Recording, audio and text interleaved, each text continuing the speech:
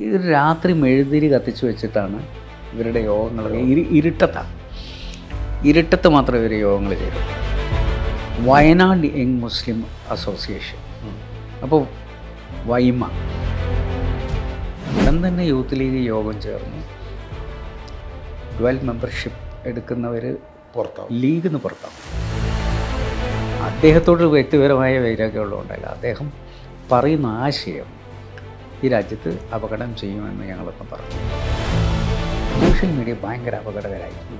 Social മീഡിയയിലൊക്കെ ഇവർ ഭയങ്കര ആക്റ്റീവായി ഭഗവത്ഗീതയിൽ ക്രോധത്തെക്കുറിച്ച് പറയുന്നു, കൃത്യമായിട്ട് പറയും. ക്രോധാൽ ഭവതി സമൂഹ, അതായത് ക്രോധം വരുന്നവൻ മൃതതുല്യനാകും എന്നാണ്.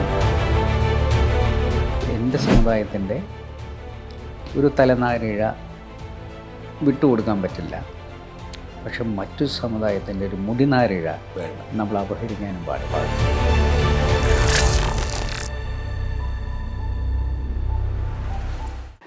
ഞാൻ യൂത്ത് ലീഗിൻ്റെ പ്രസിഡൻ്റായിരുന്ന സമയത്താണ് ആദ്യമായി ഇവർക്കെതിരെ ഞാൻ ശബ്ദം ഉയർത്തുന്നത്. നമ്മുടെ അന്ന് 12 മെമ്പർഷിപ്പ് ആവാമെന്നായിരുന്നു ഈ NDF രൂപം കൊണ്ട സമയത്ത് അവർ പറഞ്ഞിരുന്നത്. 12 മെമ്പർഷിപ്പ് ആവാം. അന്ന് ഇവരുടെ പേര് ഇതല്ല കേട്ടോ, വയനാട് യങ് മുസ്ലിം അസോസിയേഷൻ, അപ്പോൾ വൈമ. കാലിക്കറ്റിലെത്തുമ്പോൾ അതൊരു കൈമ, കോഴിക്കോട്, മലപ്പുറത്തെത്തുമ്പോൾ മൈമ. ഇങ്ങനെ ഇത് രാത്രി മെഴുതിരി കത്തിച്ച് വെച്ചിട്ടാണ് ഇവരുടെ യോഗങ്ങൾ. ഇരുട്ടത്ത് മാത്രമേ ഇവർ യോഗങ്ങൾ ചേരും. അപ്പോൾ അവർ അന്ന് തീരുമാനിച്ചതെന്താ വെച്ചാൽ, നിങ്ങൾക്ക് ഇരട്ട മെമ്പർഷിപ്പ് ആവാം, നിങ്ങൾക്ക് മുസ്ലിം ലീഗും ആവാം വൈമയും ആവാം. അപ്പോൾ നമ്മുടെ കുട്ടികൾ വഴിതിരിഞ്ഞു പോകുമല്ലോ. ഉടൻ തന്നെ യൂത്ത് ലീഗ് യോഗം ചേർന്നു. 12 മെമ്പർഷിപ്പ് എടുക്കുന്നവർ ലീഗിൽ നിന്ന് പുറത്താവും. നിങ്ങൾ വേറെ എവിടെയെങ്കിലും 12 എടുത്തോളൂ, പക്ഷേ ലീഗും വൈമയും പറ്റില്ല. ഇത് ഞാൻ സ്റ്റേറ്റ് കമ്മിറ്റി പാർട്ടിയിൽ കൊണ്ടുവന്നു. ശിഹാബ് തങ്ങൾ വളരെ ശക്തമായ ഭാഷയിൽ പറഞ്ഞു, അവരെ അടുപ്പിക്കാൻ പാടില്ല. അതോടുകൂടി ഇത് രണ്ടും വേറെ വേറെയായി. അപ്പോൾ ലീഗ് ഇത്തരത്തിലുള്ള സംരംഭങ്ങളിൽ PDP വന്ന സമയത്തും നമ്മൾ വളരെ ശക്തമായി അതിലേക്ക് പോകുന്നതിനെ, കാരണം ഇദ്ദേഹം അന്ന് അദ്ദേഹത്തിൻ്റെ പ്രസംഗം വളരെ ഭയങ്കര പ്രകോപനം, ചാതുര്യമുള്ള പ്രസംഗമായിരുന്നു. ആളുകളെ ഭയങ്കര വശീകരിക്കുന്നു. അത് ഞങ്ങളന്ന് പറഞ്ഞു. അദ്ദേഹത്തോട് വ്യക്തിപരമായ വൈരാഗ്യമുള്ളതുകൊണ്ടല്ല, അദ്ദേഹം പറയുന്ന ആശയം ഈ രാജ്യത്ത് അപകടം ചെയ്യുമെന്ന് ഞങ്ങളൊക്കെ പറഞ്ഞു. അതുകൊണ്ട് തന്നെ ഇവരന്ന് ISS എന്ന് പറയുന്ന ഒരു സംഘടന ഉണ്ടാക്കി, PDP മുമ്പ്. അപ്പോൾ ഞങ്ങൾ എന്ത് ചെയ്തു, ഞങ്ങൾ വൈറ്റ് ഗാർഡ് എന്ന് പറയുന്നൊരു പരിപാടി ഉണ്ടാക്കി. അതിൻ്റെ പ്രവർത്തനം സാമൂഹ്യ സേവനമാണ് പ്രധാനമായിട്ട്. എവിടെയെങ്കിലും വെള്ളപ്പൊക്കം ഉണ്ടാകുന്നു, അല്ലെങ്കിൽ ആശ്രിതർക്ക് എന്തെങ്കിലും ചെയ്യുന്നു. ഇന്നും വൈറ്റ് ഗാർഡ് അത് തന്നെ ചെയ്തുകൊണ്ടിരിക്കുന്നു. എല്ലാ സ്ഥലങ്ങളിലും അവർ സേവനം എത്തിക്കുക എന്നുള്ളത്. ഇപ്പോൾ കോവിഡ് കാലത്തൊക്കെ നന്നായി പ്രവർത്തിച്ചു. അങ്ങനെയാണ് ഞങ്ങൾ എന്ത് ചെയ്തത്, ഇവരെ ശരിക്കും ഈ ആശയപരമായി വഴിതിരിച്ചു വിട്ടത്. മറ്റേതെന്താണെന്ന് വെച്ചാൽ പ്രതിരോധിക്കുക, അടിക്കുക. ഞങ്ങൾ വലത്തെ കവളിനടിച്ചാൽ ഇടത്തെ കവൾ കാണിച്ചു കൊടുക്കുകയല്ല ചെയ്യേണ്ടത്, തിരിച്ചടിക്കുകയാണ് വേണ്ടത് എന്നൊക്കെ പറയുന്ന ആശയമാണത്. ഈ നിലപാട് ലീഗിലും പിന്നെ അഭിപ്രായം കാണൂലേ ഇങ്ങനെയുള്ള? ഇല്ല, ഇപ്പം നമ്മളത് അതിലേക്ക് വന്നു കഴിഞ്ഞു. ആണല്ലേ? കാരണം തീവ്രമായി ചിന്തിക്കുന്ന ഒരു നിലപാട് പാർട്ടിക്ക് ഗുണം ചെയ്യില്ല. കാരണം നമ്മുടെ സ്പേസ് എന്താ, ഓരോ രാഷ്ട്രീയ പാർട്ടിക്കും ഒരു ഇടമുണ്ടല്ലോ. അപ്പം ഞങ്ങൾ അതേപോലെ തന്നെ ചെയ്യുകയാണെങ്കിൽ പിന്നെ ഞങ്ങളുടെ ഇടം എന്താ? ഞങ്ങളുടെ പ്രസ്ഥാനത്തിന് ആവശ്യമില്ലല്ലോ, അതിൽ ലയിച്ചാൽ പോരെ. അതെ. അല്ല, ഇപ്പം ചിന്തിച്ചു മറ്റ് സംഘടനകൾ, ഈ തീവ്ര ചിന്താഗതിയുള്ള സംഘടനകൾ പലതും പഴയതിനേക്കാൾ ശക്തി പ്രാപിക്കുന്നുണ്ടോ എന്നൊരു ആശങ്കയുണ്ടോ? ഇപ്പം സോഷ്യൽ മീഡിയയിലൊക്കെ സോഷ്യൽ മീഡിയ ഭയങ്കര അപകടകരമായിരുന്നു. സോഷ്യൽ മീഡിയയിലൊക്കെ ഇവർ ഭയങ്കര ആക്റ്റീവായി. ഈ സോഷ്യൽ മീഡിയക്ക് എല്ലാവർക്കും സിറ്റിസൺ ജേർണലിസം ആണല്ലോ. എല്ലാവരും ജേർണലിസ്റ്റുകളാവുന്നു, എല്ലാവരും വാർത്തകൾ പ്രചരിപ്പിക്കുന്നു. പിന്നെ ഡീപ്പ് ഫേക്കും കൂടി ആയതോടുകൂടി എന്ത് ചിത്രങ്ങളും നമുക്ക് നിർമ്മിച്ചു വിടാൻ പറ്റും. അതിൻ്റെ ഒരു പ്രശ്നം നമ്മളെ കമ്മ്യൂണിറ്റിയിൽ ചില ആളുകളെയൊക്കെ സ്വാധീനിക്കാൻ സാധ്യതയുണ്ട് എന്ന് ഞങ്ങൾ ഭയപ്പെടുന്നുണ്ട്. അതുകൊണ്ട് അതിന് ബദലായി സോഷ്യൽ മീഡിയ തന്നെ ഉപയോഗിച്ചുകൊണ്ട് സൗഹൃദവും അതുപോലെ തന്നെ ഈ മതതീഷ്ണതയ്ക്കെതിരെയുള്ള പോരാട്ടവും ഒരു സൗഹൃദ അന്തരീക്ഷം സമൂഹത്തിൽ ഉണ്ടാക്കുന്നതിന് വേണ്ടിയുള്ള ഒരു സോഷ്യൽ മീഡിയ ക്യാമ്പയിൻ സത്യത്തിൽ മുസ്ലിം ലീഗ് ഏറ്റെടുത്ത് ചെയ്യേണ്ടതാണ്. അത് ഞങ്ങൾ യൂത്തും ഒക്കെ ആയിട്ട് സംസാരിച്ച് അവർ അതിലേക്ക് വരുന്നതാണ്. ഇവിടെ ഒരു ചെറിയ വിഷയം ഞാൻ ചൂണ്ടിക്കാണിച്ചിട്ട്, അതായത് ഇപ്പം ഇത്തരത്തിൽ സംഘിവിളി തീരം കേൾക്കുന്ന ഒരാളാണ് ഞാൻ, അങ്ങേക്കറിയായിരിക്കും. അപ്പോൾ എനിക്കിവിടെ ഒരു വിഷമം പോലും എൻ്റെ ഒരു പ്രതിസന്ധി ഘട്ടത്തിലൊക്കെ ഞാൻ പിന്തുണച്ചിരുന്ന ഈ കോൺഗ്രസിനും ലീഗിനും അടക്കമുള്ളവർക്ക് എന്നെ പിന്തുണയ്ക്കാൻ പറ്റിയൊരു സാഹചര്യം ഉണ്ടായി. അത് ഈ സോഷ്യൽ മീഡിയയുടെ ഒരു വല്ലാത്ത സമ്മർദ്ദം കൊണ്ടാണ്. അപ്പം ഇത് എൻ്റെ കാര്യം പോട്ടെ, ഈ ഒരു അന്തരീക്ഷം പലപ്പോഴും മുസ്ലിം കമ്മ്യൂണിറ്റിയെ കേരളത്തിൻ്റെ പൊതുസമൂഹത്തിൽ തെറ്റിദ്ധാരണയ്ക്ക് കാരണമാക്കുന്നുണ്ട്. അതിന് പരിഹാരം വേണ്ടേ എന്നുള്ളതാണ്. ശരിക്കും രണ്ട് തരത്തിലുള്ള പ്രശ്നങ്ങളുണ്ട്. ഒന്ന്, ഇത്തരത്തിലുള്ള സംഘടനകൾ ഉണ്ടാക്കുന്ന പ്രശ്നങ്ങളുണ്ട്. പിന്നെ പൊതുവേ ഇസ്ലാം എന്ന് പറയുന്നതിനോടുള്ള ഒരു ഇസ്ലാമോഫോബിയ ലോകത്ത് നിലനിൽക്കുന്നുണ്ട്. അപ്പോൾ അതെല്ലാം തിരുത്തേണ്ട ഉത്തരവാദിത്വം സത്യത്തിൽ ഈ കമ്മ്യൂണിറ്റിക്കുള്ളതാണ്. അപ്പോൾ കമ്മ്യൂണിറ്റി എന്താണെന്ന് നമ്മൾ ബോധ്യപ്പെടുത്തി കൊടുക്കണം. ഈ കമ്മ്യൂണിറ്റി എന്ന് പറയുന്നത് സഹിഷ്ണുതയ്ക്കെതിരെയുള്ള ഒരു പ്രസ്ഥാനമല്ല. കാരണം ഞങ്ങളുടെ നബി പഠിപ്പിച്ചതും മൽപ്പിടുത്തത്തിൽ ആരെങ്കിലും കീഴ്പ്പെടുത്തുന്നവനല്ല യോദ്ധാവ്, ക്രോധം വരുമ്പോൾ അത് നിയന്ത്രിക്കാൻ സാധിക്കുന്നവനാണ് യോദ്ധാവ് എന്നാണ്. അതുകൊണ്ട് നമ്മൾ ഈ ക്രോധത്തെ നിയന്ത്രിച്ചാൽ തന്നെ നമ്മളൊക്കെ യോദ്ധാവാകും. അപ്പോൾ ഇപ്പോഴുള്ള എന്താണ്, നമ്മൾ ക്ഷുഭിത യൗവനം എന്നൊക്കെ പറയുന്നൊരു സാധനമുണ്ട്.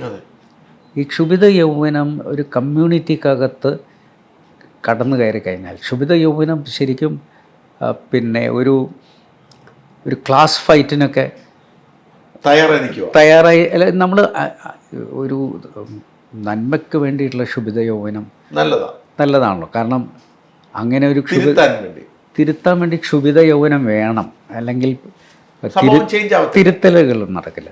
പക്ഷേ അതൊരു മതത്തിനകത്ത് നിന്നുകൊണ്ടുള്ള ഈ ഓർത്തഡോക്സ് ആയിട്ടുള്ള ക്ഷുഭിത യൗവനം നടത്തിക്കഴിഞ്ഞാൽ അത് കമ്മ്യൂണിറ്റിക്കകത്ത് തന്നെ പ്രശ്നങ്ങളുണ്ടാക്കും.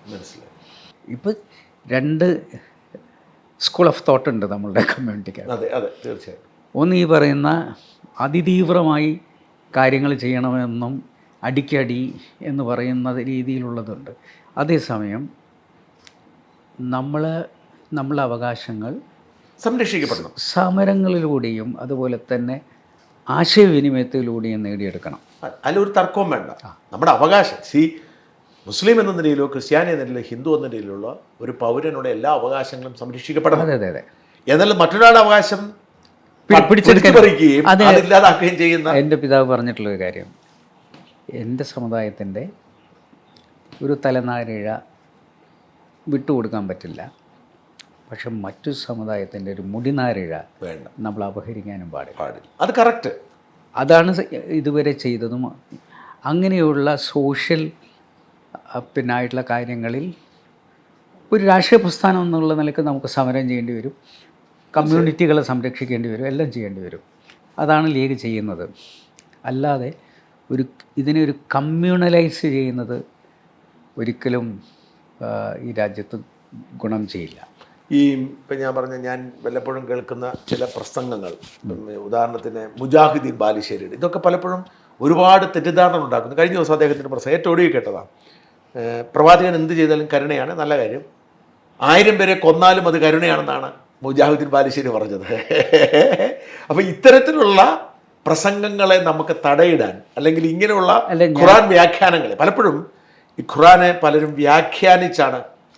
അല്ല, ഞാൻ പറയുന്നത് ഖുർആനിൽ ഏത് മത ഗ്രന്ഥങ്ങൾ എടുത്ത് നോക്കിക്കഴിഞ്ഞാലും നമുക്ക് 2 ഭാഗവും എടുക്കാൻ പറ്റും. അത് ബൈബിളിൽ നിന്നും ചെയ്യാം, അത് ഭഗവത്ഗീതയിൽ നിന്നും ചെയ്യാം, രാമായണത്തിലും ചെയ്യാം. ഖുർആനിൽ നിന്നും നമുക്ക് ആവശ്യമുള്ളത് മാത്രം പശ്ചാത്തലത്തിൽ നിന്നും അടർത്തിയെടുത്താൽ ഓക്കെ.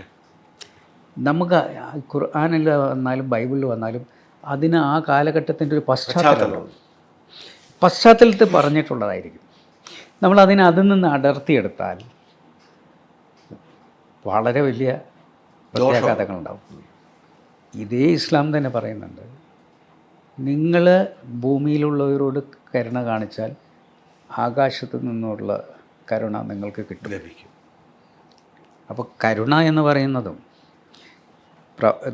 ദൈവനാമം നമ്മൾ പറയുമ്പോൾ കരുണാനിധിയും കരുണാവാരിധിയുമായ അള്ളാഹു എന്നാണ് പറയുക.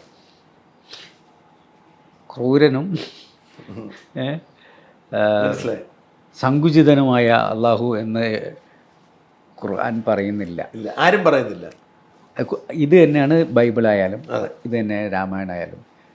ഭഗവത്ഗീതയിൽ ക്രോധത്തെക്കുറിച്ച് പറയുന്നത് കൃത്യമായിട്ട് പറയുന്നുണ്ട്. ക്രോധാൽ ഭവതി സമൂഹ, അതായത് ക്രോധം വരുന്നവൻ മൃതതുല്യനാകും എന്നാണ് ഗീതയിൽ പറഞ്ഞത്. ഇതേ ഗീതയിൽ നിന്ന് തന്നെ നമുക്ക് വേണമെങ്കിൽ യുദ്ധം ചെയ്യാൻ വേണ്ടിയിട്ട് യുദ്ധം ചെയ്യാൻ പോലും പ്രേരിപ്പിക്കുന്ന അർജുനനെ കാണാൻ പറ്റും. അതിന് പറയാം. അപ്പം നമ്മൾ അതല്ലല്ലോ, ഒരു ധർമ്മത്തിന് വേണ്ടിയാണല്ലോ എല്ലാ മതങ്ങളും നിൽക്കുന്നത്, അല്ലേ? എന്തിനു വേണ്ടിയിട്ടാണ് മതങ്ങൾ എന്ന് പറഞ്ഞാൽ ഒരു മനുഷ്യനെ നേർവഴിക്ക് നയിക്കാൻ വേണ്ടിയുള്ള ധാർമ്മികമായുള്ള നിർദ്ദേശങ്ങൾ കൊടുക്കുന്നതാണ്. അപ്പോൾ അതിന് ഞാൻ ചോദിക്കുന്നത്, ഇത്തരം ഇതിനെ നമുക്കൊന്ന് പ്രൊജക്റ്റ് ചെയ്യേണ്ടതെന്നെ ചോദ്യം. ഈ കമ്മ്യൂണിറ്റിയെ നാണക്കേടുണ്ടാക്കുന്ന ഇത്തരം ആളുകളെ നമുക്ക് നിഷേധിക്കുകയോ അല്ലെങ്കിൽ തള്ളിപ്പറയുകയോ ചെയ്യാൻ നമ്മൾ എന്താ വെച്ചാൽ ഇത് ചെയ്യേണ്ടത് മതമേലധ്യക്ഷന്മാർ തന്നെയാണ് പ്രധാനമായും മതത്തെ വ്യാഖ്യാനിക്കേണ്ടതും മതത്തിൻ്റെ കാര്യങ്ങൾ പറഞ്ഞു മനസ്സിലാക്കി കൊടുക്കേണ്ടതും. പക്ഷെ മുസ്ലിം ലീഗ് എന്ന് പറയുന്ന പ്രസ്ഥാനം എപ്പോഴും എടുത്തിട്ടുള്ള നിലപാട് വളരെ ഇത്തരത്തിലുള്ള സംഘർഷഭരിതമായ അവസ്ഥകളെ മറികടക്കുന്നതിന് വേണ്ടിയിട്ടുള്ള നിലപാടുകളാണ് എന്നും പാർട്ടി എടുത്തിട്ടുള്ളത്. പാർട്ടിയുടെ എല്ലാ പ്രമേയങ്ങളും നമ്മളെടുത്ത് നോക്കിക്കഴിഞ്ഞാൽ, അതേസമയം പാർട്ടി ചില കാര്യങ്ങളിൽ നയപരമായ തീരുമാനങ്ങളെടുക്കും. ആ തീരുമാനങ്ങളാണ് പാർട്ടിയുടെ തീരുമാനങ്ങളായി പുറത്തു വരിക. അപ്പം നമ്മളൊക്കെ പാർട്ടിയുടെ തീരുമാനങ്ങളോട് അബൈഡ് ചെയ്ത് നിൽക്കണം എന്നുള്ളത് ഞങ്ങളുടെ പാർട്ടിയുടെ അടിസ്ഥാന വിയോജിപ്പുണ്ടെങ്കിൽ നമ്മളതിൻ്റെ കൂടെ നിൽക്കണം. പക്ഷേ എനിക്ക് തോന്നുന്നില്ല മുസ്ലിം ലീഗ് ഈ അടുത്തടുത്ത ഏതെങ്കിലും നിലപാടുകൾ ഈ രാജ്യത്ത് ഭിന്നിപ്പുണ്ടാക്കാൻ വേണ്ടി സഹായിക്കുന്ന ഒന്നും ചെയ്തിട്ടില്ല. ഓക്കെ, നമുക്കിനി ഒന്ന് രണ്ട് ചെറിയ കാര്യം കൂടി പേഴ്സണൽ മാറ്റർ ചോദിക്കേണ്ട ഇടയ്ക്ക് നമ്മൾ ഇതിലേക്ക് മാറ്ററിലേക്ക് മാറുന്നത്. ഒന്ന്, അങ്ങ് ഒരു കലാകാരൻ കൂടിയാണല്ലോ. അങ്ങ് ഈ പുസ്തകത്തിൻ്റെയും വായനയുടെയും, വാപ്പ തന്നെയാണ് പുസ്തകം വായിച്ചത്, ആ ലോകം എങ്ങനെയാണ് ഈ എഴുത്തിൻ്റെയും വായനയുടെയും ലോകം അങ്ങ് എങ്ങനെയാണ് സ്വാധീനം? ശരിക്കും എഴുത്ത് എന്ന് പറയുന്നത് ഞാൻ പറഞ്ഞല്ലോ, എൻ്റെ ജീവിതത്തിൽ എന്തെങ്കിലും ഒരു റിലീഫ് കിട്ടുക എന്ന് പറയുന്നത്, നമ്മളും സംഘർഷഭരിതമായ ഒരു സാഹചര്യത്തിലൂടെയാണല്ലോ കടന്നു പോകുന്നത്. രാഷ്ട്രീയം എന്ന് പറയുന്നത് നമുക്കൊരു റിലീഫ് എന്ന് പറയുന്നത് വായനയും എഴുത്തുമാണ്. അപ്പം വായിക്കുക, എഴുതുക എന്നുള്ളതൊക്കെ അതിനപ്പുറം എനിക്ക് വരക്കുന്നത് ഭയങ്കര, ചിത്രം വരയ്ക്കും കുട്ടിക്കാലം മുതൽ. അത് ശരി. അപ്പം ഞാൻ അതിൽ പെയിന്റിംഗ് ഒക്കെ ഉണ്ട്, ധാരാളം പെയിന്റ് ചെയ്യാം. ഒരെണ്ണം കാണണമല്ലോ, ഒരെണ്ണം മേടിക്കണമല്ലോ. പണ്ട് കൊടുക്കാറുണ്ടോ? എൻ്റെ പെയിൻറ്റിങ് എല്ലാം പുറത്താണ്, ആരൊക്കെയോ കൊണ്ടുപോയത്. അതിന് മുമ്പ് കാർട്ടൂണായിരുന്നു എൻ്റെ പ്രധാനപ്പെട്ട. അപ്പം ഞാൻ വാപ്പയെ തന്നെ കാർട്ടൂണിൻ്റെ കഥാപാത്രമാക്കുക. അത് വാപ്പയ്ക്ക് ഭയങ്കര ഇഷ്ടമായിരുന്നു അത്. അപ്പോൾ പാർട്ടി പിളർന്ന സമയത്ത് വാപ്പയും സെയ്ദുമർ ബാഫയ്ക്ക് തങ്ങൾ രണ്ട് ചേരിയായി. അപ്പോൾ അവർ തമ്മിൽ തല്ലുമ്പം ബേബി ജോൺ അന്ന് ഞങ്ങളുടെ ഒരു മീഡിയേറ്ററായിട്ട് വന്നിരുന്നു. അപ്പോൾ തല്ലല്ല മക്കളെ എന്ന് പറയുന്ന ഒരു സാധനം ഞാൻ വരച്ചിട്ട്, എനിക്ക് അന്ന് അസാധു എന്ന് പറയുന്നൊരു യേശുദാസൻ എന്ന് പറയുന്ന കാർട്ടൂണിസ്റ്റ് നടത്തിയ ഒരു പ്രസിദ്ധീകരണമുണ്ട്. അതിലൊന്നാം സമ്മാനം എനിക്ക് കിട്ടിയത്. അത് ശരി. അത് കഴിഞ്ഞ് ഞാൻ പിന്നെ കാർട്ടൂൺ, കാരിക്കേച്ചർ ഇതിലേക്കൊക്കെ ആണ് ശ്രദ്ധ കൂടുതലായത്. പിന്നെ സ്കൂളിൽ ഞാൻ വാട്ടർ കളർ കോമ്പറ്റീഷനിൽ പോകും. പിന്നെ ഓയിൽ പെയിൻറ്റിലേക്ക് വന്നു. അതെങ്ങനെ പാരമ്പര്യമായിട്ട് വീട്ടിൽ എൻ്റെ ഫാദറിൻ്റെ കുടുംബത്തിൽ ആരൊക്കെയോ പെയിൻറ്റേഴ്സായിരുന്നു. പക്ഷേ വേറെ ഞങ്ങളുടെ തൊട്ട കുടുംബത്തിലൊന്നുമില്ല. ഇപ്പോൾ എൻ്റെ മക്കളൊക്കെ വരയ്ക്കും. അതിൽ പക്ഷേ ഫോക്കസ് ചെയ്യാൻ പറ്റിയില്ല. പിന്നീട് വരയിൽ ഫോക്കസ് ചെയ്യാൻ പറ്റിയില്ല. അന്ന് ഞാൻ ലളിതകലാ അക്കാദമിയിൽ അങ്ങായ സമയത്ത് ഒരു 1 man ഷോ ഞാൻ ഇവിടെ എറണാകുളത്ത് വെച്ച് നടത്തേണ്ടായി. ആളുകളുടെ മുന്നിൽ വെച്ച് പെയിൻറ്റ് ചെയ്യാൻ. പിന്നെ ഞാൻ MF ഹുസൈൻ കാലിക്കറ്റിൽ വന്ന സമയത്ത് ഒരു വലിയ സ്ക്രീനിൽ, അതായത് വളരെ നീളം കൂടിയിട്ടുള്ള ക്യാൻവാസ്, ഒരു ഭാഗത്ത് MF ഹുസൈൻ വരയ്ക്കുന്നു, ഇവിടെ ഞാൻ വരയ്ക്കുന്നു, പിന്നെ നമ്പൂതിരി, അങ്ങനെ എല്ലാം വലിയ കലാകാരന്മാരും, ദേവൻ, എല്ലാവരും കൂടെ, അതേസമയം ചെറിയ സ്കൂൾ കുട്ടികൾ എല്ലാവരും കൂടി ഇരുന്ന് വരച്ച്. അത് അമിതാഭ് കാന്ത് കളക്ടറായിരുന്ന സമയത്ത് MF ഹുസൈൻ അത് അദ്ദേഹം അന്ന് സൂക്ഷിച്ച് വെച്ചിട്ടുണ്ട്. എനിക്ക് തോന്നുന്നത് ഹുസൈൻ മുതൽ മുനീർ വരെ അമിതാഭ് കാന്താണ് അത് സൂക്ഷിച്ച് വെച്ചത് അന്ന്. പുള്ളിക്കാരനിപ്പം നീതി ആയോഗിന്റെ പിന്നെ അദ്ദേഹം വലിയ നിലയിലെത്തി മാറ്റമില്ലേ. പക്ഷെ ആ സൗഹൃദം ഇപ്പോഴും ഉണ്ട്. നാളെ അദ്ദേഹം കേന്ദ്ര ക്യാബിനറ്റ് വരാം. നല്ല എഫിഷ്യൻ്റ് ആയിട്ടുള്ള ഒരു ഉദ്യോഗസ്ഥനാണ്. അതുപോലെ എഴുത്തോ പുസ്തകത്തിലേക്ക് വന്നു. പുസ്തകം എഴുത്ത് പിന്നെ ഞാൻ പറഞ്ഞല്ലോ, ഈ ധാരാളം നമ്മൾ വായിക്കുമ്പോൾ എഴുതാൻ തോന്നും. അങ്ങനെ എഴുത്തിലേക്ക് പതുക്കെ കടന്നു. ഞാൻ പിന്നെ ചെറിയ ചെറിയ കുറിപ്പുകളൊക്കെ പണ്ടൊക്കെ എഴുതാറുണ്ടായിരുന്നു. അതാണ് എൻ്റെ ഓർമ്മ, അനുഭവം, യാത്ര. എൻ്റെ യാത്രകൾ, എൻ്റെ ഓർമ്മകൾ, എൻ്റെ അനുഭവങ്ങൾ, അതൊരു പുസ്തകമാക്കിയിട്ടുണ്ട്. പാട്ട് പാടുകയും ചെയ്യുന്നു പറഞ്ഞില്ലേ? പാട്ട് ഇതുപോലെ തന്നെ അതിൻ്റെ ഉള്ളിലുള്ളൊരു സാധനമാണ്. ഞാൻ പക്ഷേ കുട്ടിക്കാലത്ത് പാട്ട് കോമ്പറ്റീഷന് വേണ്ടിയിട്ട് ഞാൻ ഓഡിഷൻ ഉണ്ട്. അന്ന് 5ാം ക്ലാസ്സിൽ പഠിക്കുമ്പോഴാണ് ഓഡിഷന് പോയി. ഞാൻ ഒരു പാട്ട് പാടി, പലരും പാടി, പക്ഷെ എനിക്കന്ന് കിട്ടിയില്ല. ജവഹർ ബാലഭവനിൽ വെച്ചിട്ടാണ് അവിടെ ഓഡിഷൻ ഉണ്ടായിരുന്നത്. പിന്നെ വരപ്പിച്ചു. അപ്പോൾ എന്നെ പലരെയും വേർതിരിക്കുകയാണ്. പാടുന്നവരിങ്ങോട്ട്, പെയിൻറ്റ് ചെയ്യുന്നവരിങ്ങോട്ട് എന്ന് പറഞ്ഞപ്പോൾ ഞാൻ പെയിൻറ്റ് ചെയ്യുന്നവരുടെ കൂട്ടത്തിലേക്ക് പോയി. പിന്നെ ഞാൻ കോളേജിലെത്തുന്നവരെ പാടിയില്ല. എനിക്ക് പാടാൻ പറ്റില്ല എന്നുള്ള വിചാരിച്ചു. കോളേജിലെത്തിയപ്പോഴും പിന്നെ തൊലിക്കട്ടി വന്നു. അങ്ങനെ സ്റ്റേജിൽ കയറി അങ്ങ് പാടി. പിന്നെ പാട്ട് നിർത്തിയില്ല. ഏത് പരിപാടിക്ക് പോകുമ്പോഴും പാടും.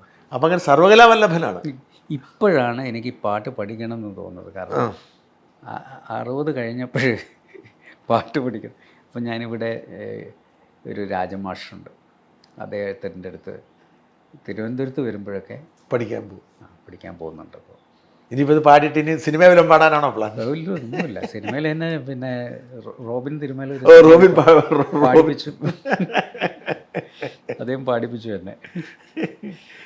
അപ്പോൾ ഇനിയിപ്പോൾ അതുകൊണ്ട് ഇതൊരു സന്തോഷം, കൃത്യമായിട്ടിരിക്കുക എന്നുള്ളത്. അപ്പം ഞാനപ്പോൾ വരയ്ക്കും, പാടും, പെയിൻറ് ചെയ്യും, എഴുതും. എന്താ ഇത്? ഇതിനൊക്കെ എങ്ങനെയാണ് സമയം ഒപ്പിച്ചെടുക്കുന്നതിൻ്റെ ഇടയിൽ? ആകെ ഞാൻ പോകാത്തൊരു മേഖല എന്ന് പറഞ്ഞാൽ കായികമാണ്.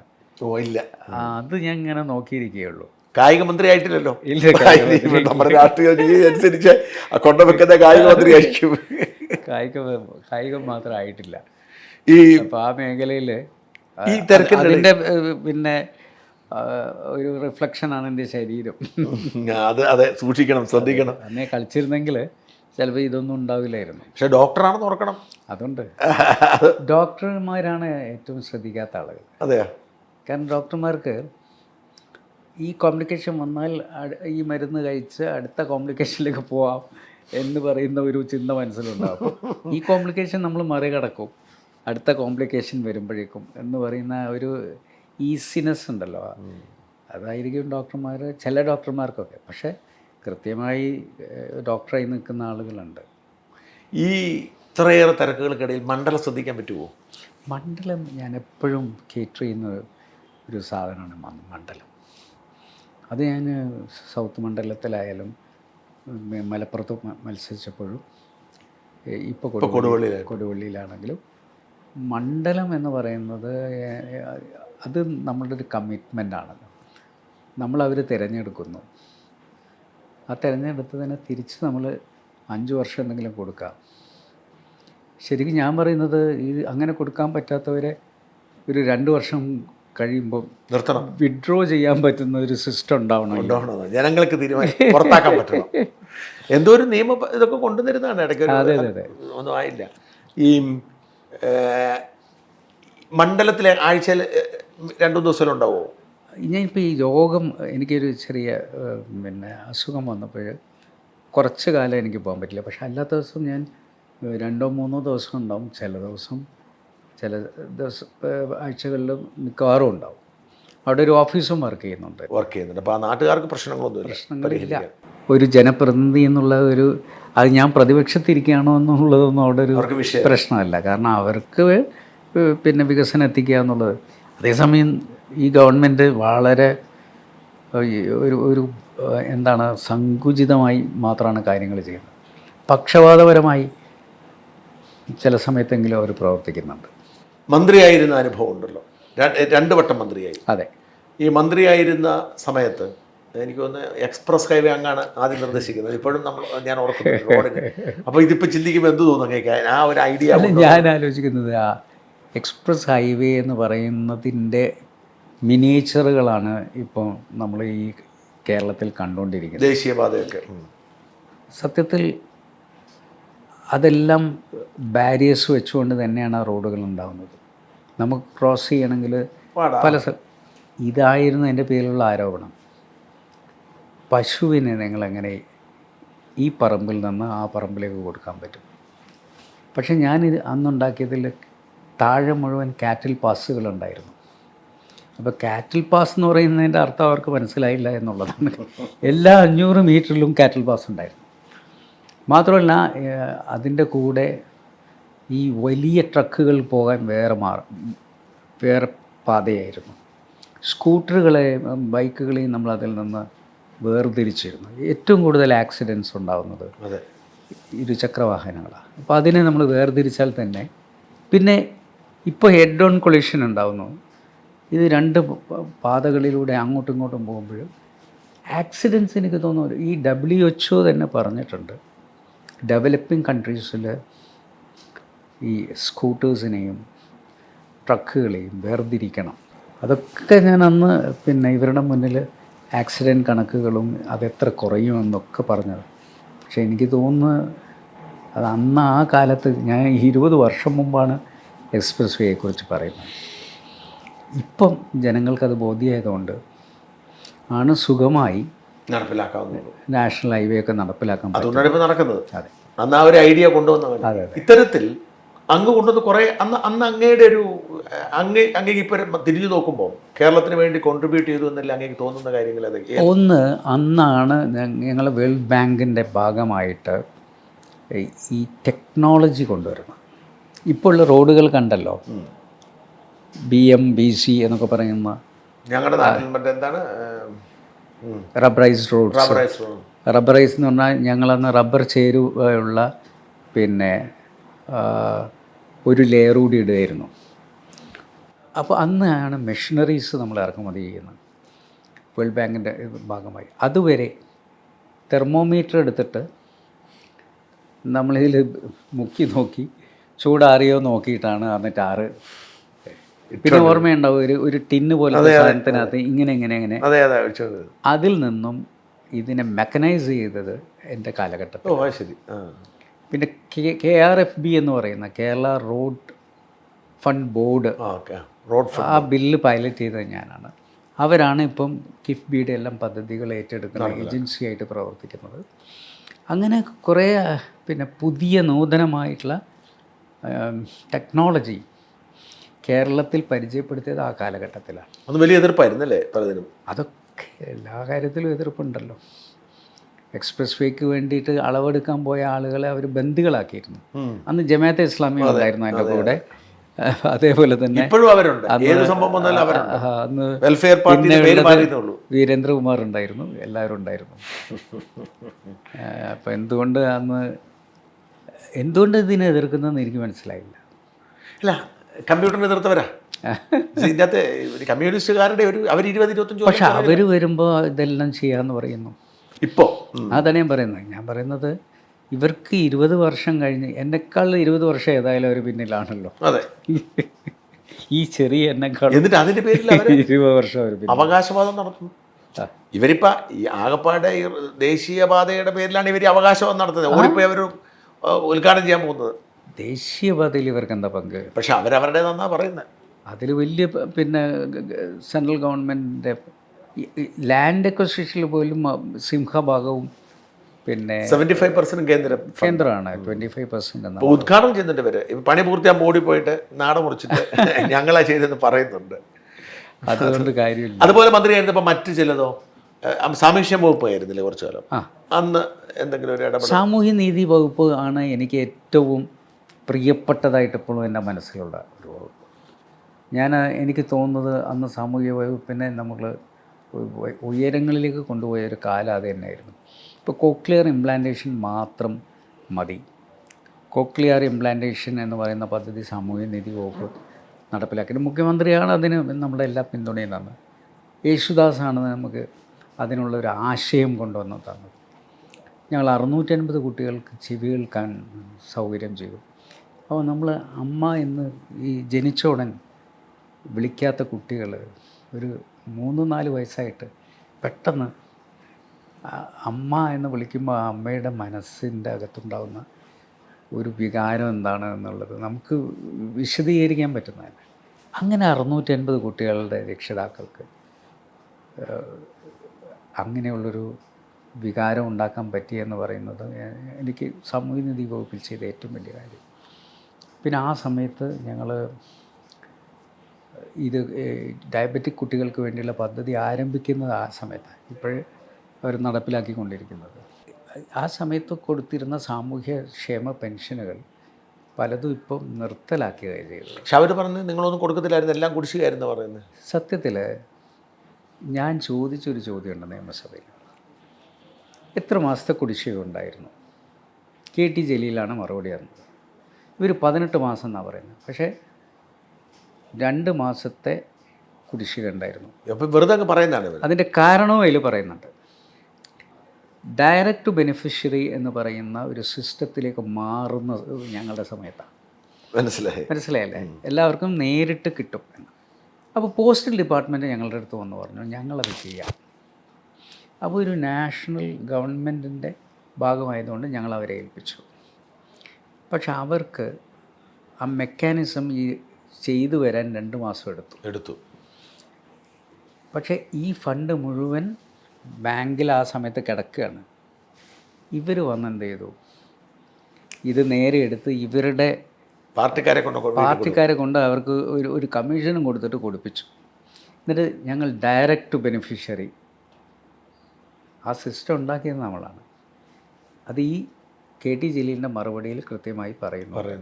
2 മാസത്തെ കുടിശ്ശികയുടെ ഇപ്പോൾ ഡയറക്റ്റ് ബെനിഫിഷ്യറി ഉണ്ടല്ലോ. എന്തിനാ ഇവർ ഇപ്പോൾ 6 മാസം ഇവർ കുടിശ്ശികയാക്കി? ഒരു കാരണവുമില്ലാതെയാണല്ലോ. ഞങ്ങൾക്കൊരു കാരണം ഉണ്ടായിരുന്നു 2 മാസത്തെ കുടിശ്ശിക വരുന്നത്. കാരണം ഒരു പുതിയ സിസ്റ്റം കൊണ്ടുവരുന്നതിൻ്റെ അതിലേക്ക് ഷിഫ്റ്റ് ചെയ്യുന്നതിൻ്റെ സമയമാണ്. ഇവരെന്തുകൊണ്ടാണ് കൊടുക്കാത്തത്? മാത്രമല്ല വെട്ടിച്ചുരുക്കുകയും ചെയ്തു. ഉമ്മൻചാണ്ടിയുമായിട്ടുള്ള പ്രവർത്തനങ്ങൾ അദ്ദേഹത്തെ എങ്ങനെയാണ് വിലയിരുത്തുന്നത്? ഉമ്മൻചാണ്ടി ഒരു അസാധ്യ മനുഷ്യനാണ്. അദ്ദേഹത്തിൻ്റെ ശരിക്കും അദ്ദേഹത്തെ അനുകരിക്കാനാണ് ഇവർ ബസ്സിലൊക്കെ പോയിട്ടുള്ളത്. പക്ഷേ അദ്ദേഹത്തിൻ്റെ ജനസമ്പർക്ക പരിപാടി എന്ന് പറയുന്നത് രാവിലെ 7 മണി മുതൽ രാത്രി 2 മണി വരെ ഒരേ നിൽക്കുമായിരുന്നു. ഞങ്ങൾ തളർന്നു പോയുമായിരുന്നു കൂടെ നിൽക്കുന്നത്. പിന്നെ അദ്ദേഹം പറയും ഒരു ജില്ലയിൽ ആ ജില്ലയിലെ മന്ത്രി മാത്രമേ ഉണ്ടാകാൻ പാടുള്ളൂ, ബാക്കി എല്ലാവരും തിരുവനന്തപുരത്തുണ്ടാവും, പ്രധാനപ്പെട്ട ഉദ്യോഗസ്ഥരെ തിരുവനന്തപുരത്തുണ്ടാകും, അവിടെ ആളുകൾ ഇതേപോലെ വരും. ഇവിടെ ഇവർ 21 ആളും ഇറങ്ങി നടന്നളഞ്ഞല്ലേ. ഉദ്യോഗസ്ഥന്മാരും പിന്നാലെ പോയി. സെക്രട്ടേറിയറ്റ് ഏകദേശം 1.5 മാസം അടച്ചിട്ട പോലെ ആയിരുന്നല്ലോ. അങ്ങനെ ആയിരുന്നില്ല അദ്ദേഹം. ഉമ്മൻചാണ്ടി എന്ന് പറയുന്നത് അദ്ദേഹം ഇതിൽ നിന്ന് കിട്ടുന്ന കാര്യങ്ങൾ ക്യാബിനറ്റിൽ കൊണ്ടുവന്ന് ആർക്കെങ്കിലും ഇന്നും നിൽക്കുന്ന നിയമം തടസ്സമായി നിൽക്കുന്നുണ്ടെങ്കിൽ അത് അദ്ദേഹം കറക്റ്റ് ചെയ്യും. അങ്ങനെ അദ്ദേഹം വന്നിട്ട് പറഞ്ഞത് 65 വയസ്സായിരുന്നു പെൻഷൻ പ്രായം, ബാക്കിയെല്ലാം 60ആണ്. അദ്ദേഹം 60 വയസ്സായി കുറക്കാൻ വേണ്ടി എന്നോട് പറഞ്ഞു. ഞാൻ ഉത്തരവിറക്കി. വാർഷിക വരുമാനം 25,000 ആയിരുന്നു, അത് 1 ലക്ഷം ആക്കാൻ പറഞ്ഞു. പിറ്റേ ദിവസം ഞങ്ങൾ ഉത്തരവിറക്കി. അപ്പോൾ അദ്ദേഹം വന്ന് ഓരോ ഡിപ്പാർട്ട്മെൻറ്റിനോടും ഉത്തരവിറക്കാൻ പറയും. ഈ ഉത്തരവിറക്കുന്നതോടുകൂടി ആളുകൾ അങ്ങ് റിലാക്സ്ഡ് ആവും. അവർക്ക് പ്രതിബന്ധമായിരുന്ന എല്ലാ നിയമങ്ങളെയും അദ്ദേഹം മാറ്റി തിരുത്തി അവർക്ക് അനുകൂലമാക്കി മാറ്റും. പിണറായിയായിട്ട് അങ്ങുള്ള ബന്ധം എന്താണ്? വ്യക്തിപരമായി യാതൊരു പ്രശ്നവുമില്ല, അദ്ദേഹമായിട്ട് യാതൊരു പ്രശ്നമില്ല. എന്നോട് വലിയ സ്നേഹമൊക്കെ ആണ് അദ്ദേഹം. കാരണം നമ്മളെല്ലാം ഒരു കപ്പലിൽ ഒരുമിച്ച് പോകുന്നവരാ. ആരെങ്കിലും ഒരാൾ ഓട്ടം ഉണ്ടാക്കിയാൽ മതി ഇത് പൊങ്ങാൻ. അപ്പോൾ ആ ഓട്ടം ഉണ്ടാക്കരുത് എന്ന് പറയാൻ ലീഗിനും ബാധ്യതയുണ്ട്. ഇന്ത്യ വിഷൻ എന്ന് പറയുന്ന ആശയം വന്നതെന്ന് വെച്ചാൽ അന്നൊന്നും ന്യൂസ് ചാനൽ എന്ന് പറയുന്ന രീതിയിലേക്ക് ഇല്ല, ഏഷ്യാനെറ്റ് വന്നിട്ടില്ല. സത്യത്തിൽ മങ്കടയിൽ ഞാൻ തോൽക്കുമെന്ന് ആദ്യം ഞാൻ മത്സരിക്കുന്ന സമയത്ത് തന്നെ പറഞ്ഞ സ്വന്തം ചാനല ഇന്ത്യ വിഷൻ. കച്ചവടം എന്ന് പറയുന്നത് ഞങ്ങൾക്ക് പറഞ്ഞ കാര്യമല്ല.